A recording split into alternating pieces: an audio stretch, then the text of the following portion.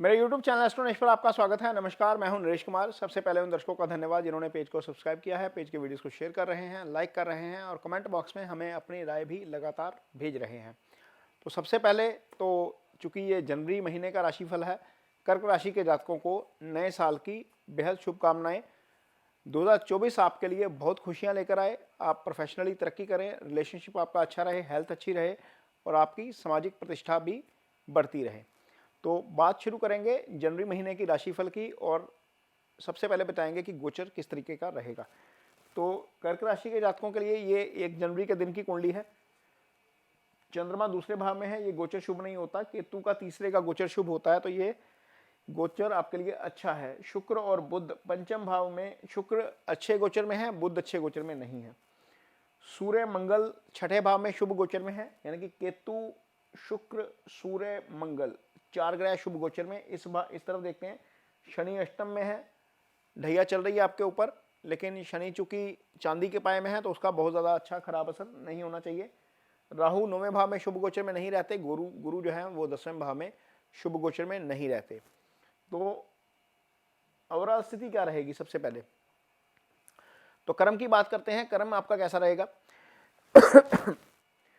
कर्म के लिहाज से यदि हम इसको देखते हैं और आय के लिहाज से यदि हम इसको देखते हैं, तो आय भाव का स्वामी सीधा पंचम में बैठा हुआ आय भाव को दृष्टि दे रहा है, तो निश्चित तौर पर आपके लिए काफ़ी अच्छा रहेगा। इसमें बुध जो है वो 7 जनवरी को चेंज हो जाएंगे, आगे चले जाएंगे, लेकिन शुक्र की दृष्टि यहाँ पर बनी रहेगी। और अपने भाव को देखना, पहले 7 जनवरी तक तो दोनों प्लैनेट देखेंगे 11वें भाव को, तो शुभ दृष्टि है उसके ऊपर। तो आय के लिहाज से जनवरी का महीना, चूंकि शुक्र 18 जनवरी तक वहीं रहेंगे, ये स्थिति आपके लिए अच्छी है, आपको कोई दिक्कत नहीं होने जा रही। मनी फ्लो के लिहाज से ठीक है चीज़ें।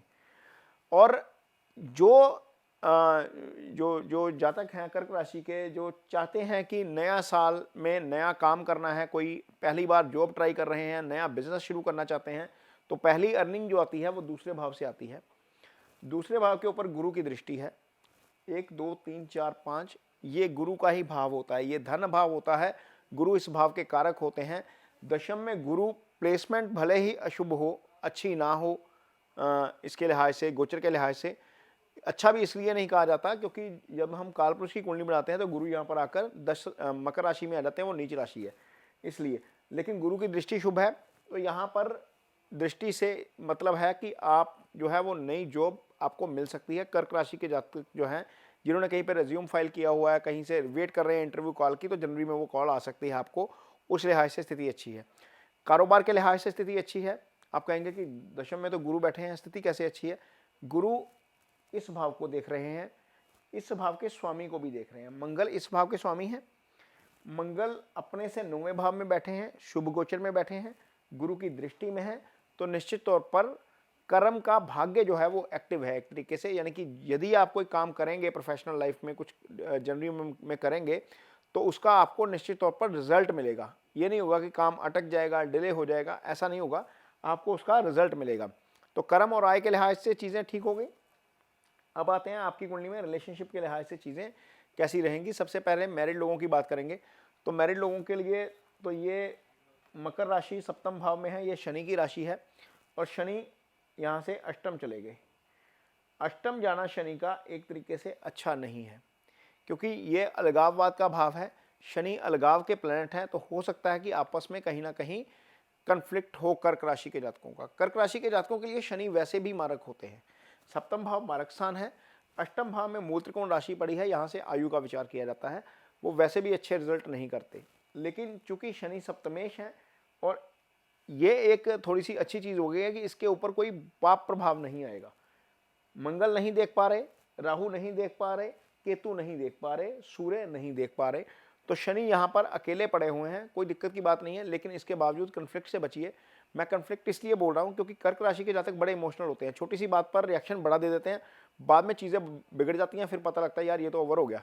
तो यहाँ पर अपने आप को ओवर करने से ही बचाना है जनवरी के महीने में। खास तौर पर मैं इसलिए भी बोल रहा हूँ क्योंकि मंगल जब छठे बैठे हैं, लगन के लिए शुभ है, लेकिन लगन के ऊपर दृष्टि भी तो जा रही है। अष्टम दृष्टि मंगल की लगन के ऊपर जा रही है, यानी कि राशि के ऊपर जा रही है। तो मंगल फायरी प्लैनेट होने के नाते आपका टेम्परामेंट थोड़ा सा डिस्टर्ब कर सकते हैं जनवरी के महीने में। ओवर रिएक्शन की स्थिति आ सकती है, उस चीज़ से बचिएगा, नहीं तो चीज़ें थोड़ी सी गड़बड़ हो सकती हैं।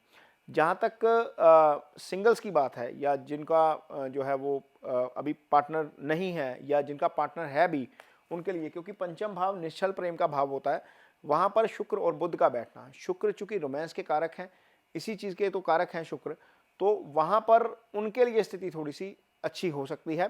पहले 18 दिन रादर मैं कहूँगा कि कोई भी ऐसा मौका आ सकता है आपके सामने कि आप अपने पार्टनर के साथ जो है वो डिनर पे जा सकते हैं, मूवी में जा सकते हैं, अच्छा टाइम बिता सकते हैं, कहीं ट्रैवल का प्लान बन सकता है पार्टनर के साथ। और ये प्लान खास तौर पर 9, 10, 11 जनवरी के आसपास ज़्यादा बनेगा, क्योंकि चंद्रमा भी उस भाव को आकर एक्टिवेट कर देंगे, तो ये स्थिति अच्छी रहेगी। या फिर आपका जनवरी एंड में ये प्लान बन सकता है, क्योंकि यहाँ पर आकर चंद्रमा फिर एक्टिवेशन देंगे उस भाव को। तो ये स्थिति बनेगी उनके लिए जो कपल्स हैं, जो ऑलरेडी एंगेज हैं, जो जिनके लिए पेरेंट्स देख रहे हैं रिश्ता, उनके लिए भी स्थिति ठीक रहेगी। जनवरी का महीना मंगल यही रहेंगे। मंगल पंचम के स्वामी हैं, छठे में पड़े हुए हैं, गुरु के प्रभाव में है, यानी कि भाव का स्वामी गुरु के प्रभाव में है, इसलिए उसके रिजल्ट अच्छे होंगे। कोई रिश्ता देख रहे हैं, घर वाले पेरेंट्स हैं आपके, आप बेटा हैं, आप लड़का हैं, लड़की हैं, तो आपको हो सकता है कि कोई ना कोई पार्टनर मिल जाए जनवरी महीने के दौरान। ये पंचम की एक्टिवेशन, पंचमेश की एक्टिवेशन बनती है, पंचम के मैं नहीं बोलूँगा, क्योंकि पंचम तो वैसे भी एक्टिवेट है आपका। पंचम तो शुक्र की स्थिति के कारण एक्टिवेट हो गया, पंचमेश के ऊपर गुरु की दृष्टि है उसके कारण भी एक्टिवेट हो गया। तो ये दो रिजल्ट यहाँ पर देखने को मिलेंगे। आगे देखेंगे हेल्थ कैसी रहेगी। तो हेल्थ वाले भाव का स्वामी 1, 2, 3, 4, 5 अपने से पंचम जाकर अपने भाव को देख रहा है, तो स्वास्थ्य सामान्य तौर पर अच्छा रहेगा, कोई दिक्कत वाली बात नहीं है। सूर्य छठे भाव में शुभ गोचर में रहेंगे, हालांकि आगे आ जाएंगे 14 को, मकर संक्रांति जब होगी 14 शाम को या 15 को, तो आगे आ जाएंगे, लेकिन इसके बावजूद गुरु की प्रोटेक्शन लगातार उस भाव को मिलती रहेगी, ये चीज़ें अच्छी रहेंगी, कोई दिक्कत वाली बात नहीं है। सिर्फ एक चीज़ का ध्यान रखिएगा, शनि इस भाव में विराजमान है, ये भाव लंबी बीमारी का भाव है, ये भाव दुर्घटना का भाव है, तो ड्राइविंग थोड़ी सी स्लो करिएगा। अदरवाइज हेल्थ के फ्रंट के ऊपर कोई बहुत ज़्यादा चिंता करने वाली बात नहीं है कर्क राशि के जातकों को।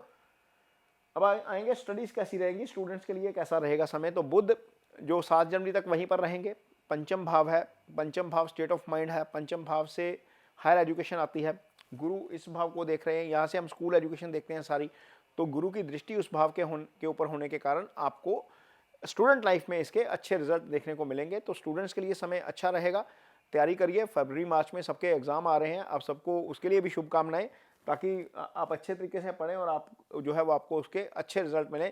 वैसे कर्क राशि के जातक इमोशनल होते हैं, लेकिन इंटेलिजेंट बहुत होते हैं। उसका कारण यह है कि कर्क राशि में आकर गुरु उच्च के हो जाते हैं, और गुरु की जो मीन राशि है वो भाग्य स्थान में आ जाती है। तो जब कर्क राशि के जातक जो है, कर्क राशि जो है वो वैसे ही गुरु की फेवरेट राशि है, और गुरु अप्लाइड नॉलेज के कारक हैं। अप्लाइड नॉलेज के कारक होने के कारण कर्क राशि वाले लोग इंटेलिजेंट भी काफ़ी होते हैं। तो स्टूडेंट्स के लिए समय काफ़ी अच्छा है। ये जनवरी महीने का राशिफल रहेगा कर्क राशि के जातकों के लिए। ये वीडियो आपको कैसा लगा, इस पर कमेंट बॉक्स में अपनी राय जरूर दीजिए। यदि ये वीडियो अच्छा लगे तो इसे शेयर जरूर करिए, पेज को सब्सक्राइब जरूर करिए, और जाते जाते मेरी तरफ से आपको सब कर्क राशि के जातकों को 2024 की शुभकामनाएं। आप 2024 में खूब तरक्की करें, खूब बढ़ें, खूब आपका मान सम्मान हो, खूब आपको आपके रिलेशनशिप अच्छे रहें और आपकी हेल्थ भी अच्छी रहे। इसके साथ ही मुझे दीजिए इजाज़त।